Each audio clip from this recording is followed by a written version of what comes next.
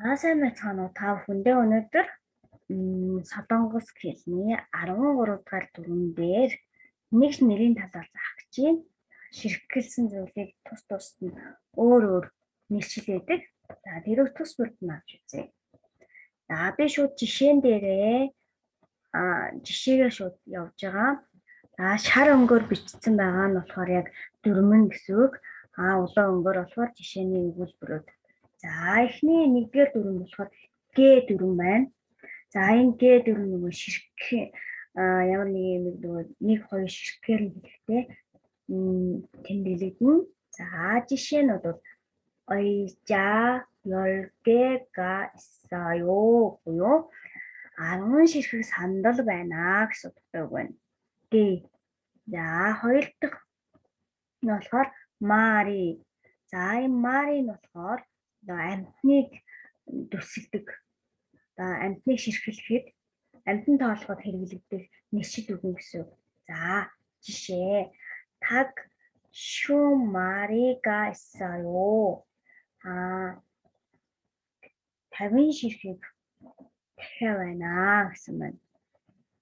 Дараагийн дүрмэн жам. За энэ жам дүрмэн байна.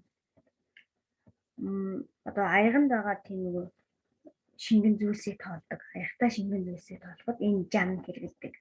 За 물을 3잔이 있어요.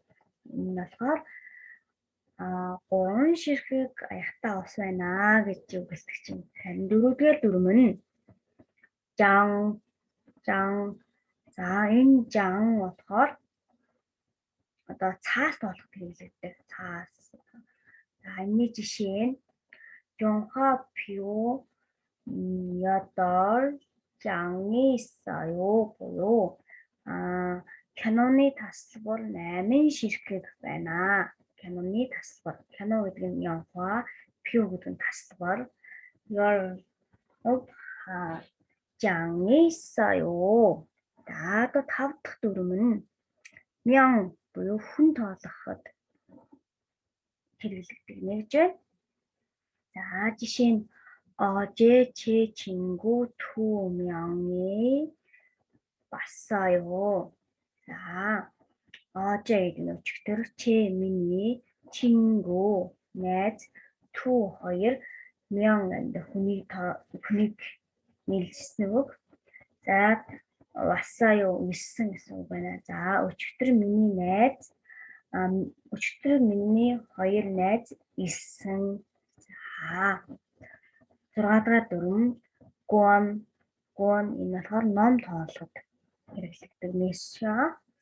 За 저에게 надад 책 ном 네 권이 주세요.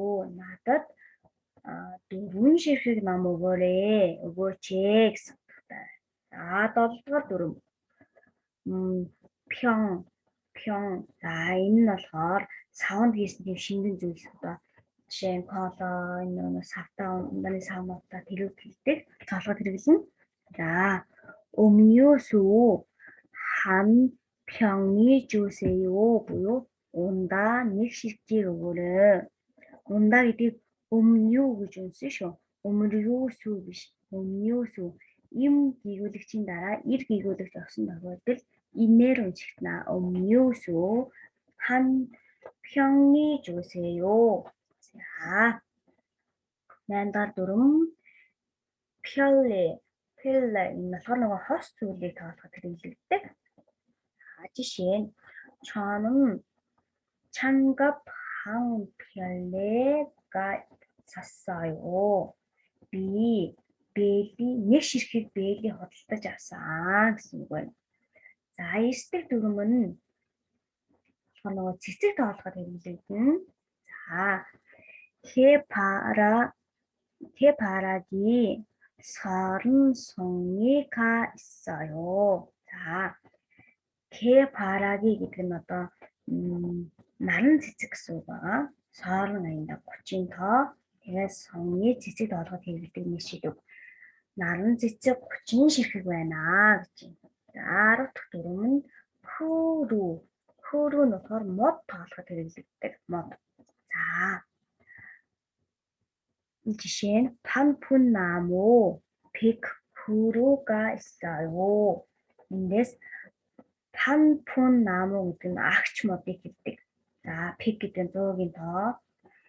За 100 агч мод 100 ширхэг байна гэсэн үг байж. Харин дараагийн 11 дахь дүрм нь юу нийшүүлдэг үг нь поллага. Пол. За энэ болохоор хувц тоолоход хэрэглэгддэг.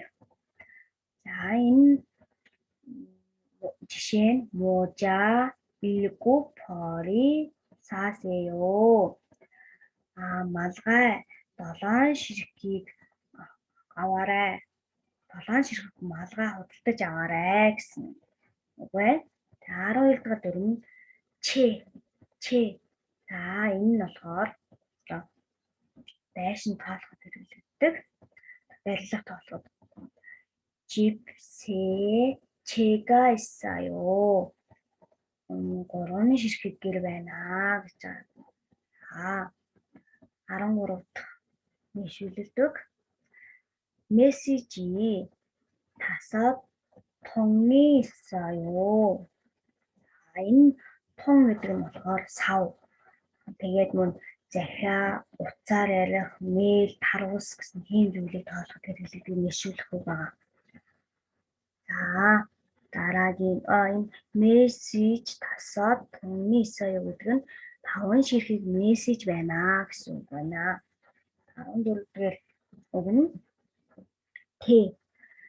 Энэ Т нөхцөл маань машин, автобус тэгээд мөн суудаг зүйл, хөгжмийн зэвсэг, тоног төхөөрөмж, онгоц зэргийг тоолдог.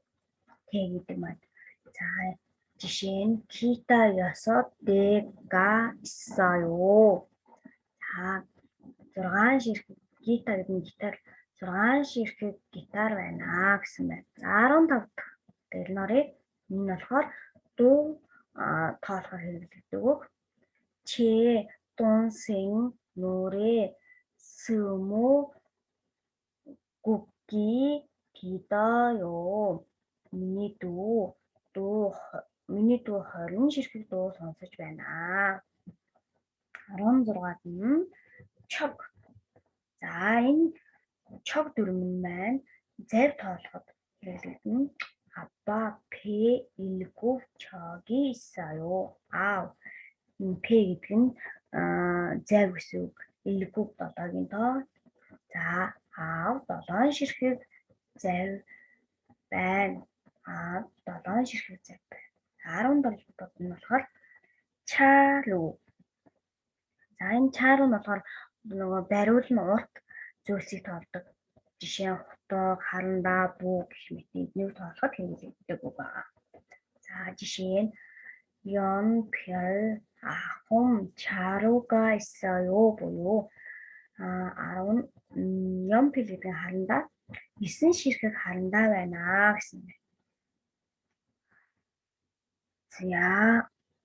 За дараа нь болохоор 분필 다스 дүрм нь тасу нь болохоор одоо 12 ширхэгтэй нөгөө багцлсан байгаа зүйлийг тоолдог. Хэлдэг. Жишээ нь багцын харандаа, багц үзэг тэднийг тоолоход хэрэглэгдэнэ. За 분별 жишээ нь 분별한 다시가 있어요.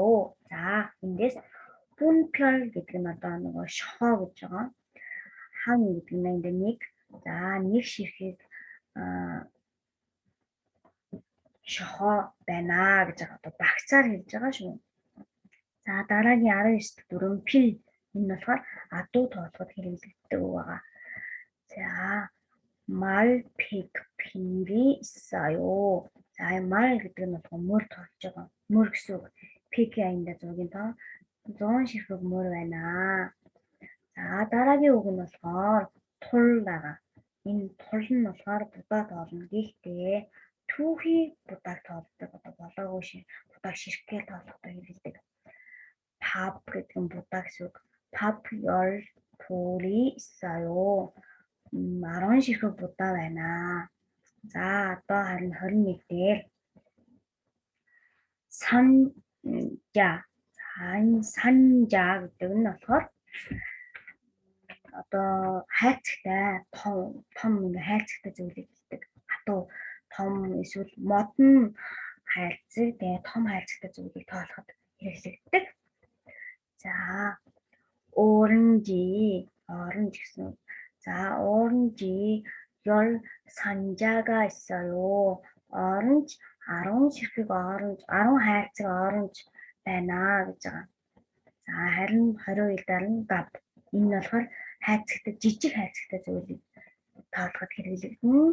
За жишээ нь 담배 한 갑이 있어요. 자, 담배 한 갑이 있어요 гэдэг нь тамхи нэг ширхэг байна. Нэг хам шүү. Тэр хэрний үгийн юм байх биш, үнзүүрийн юм байх ёстой шүү. Засаад тавьчаарай.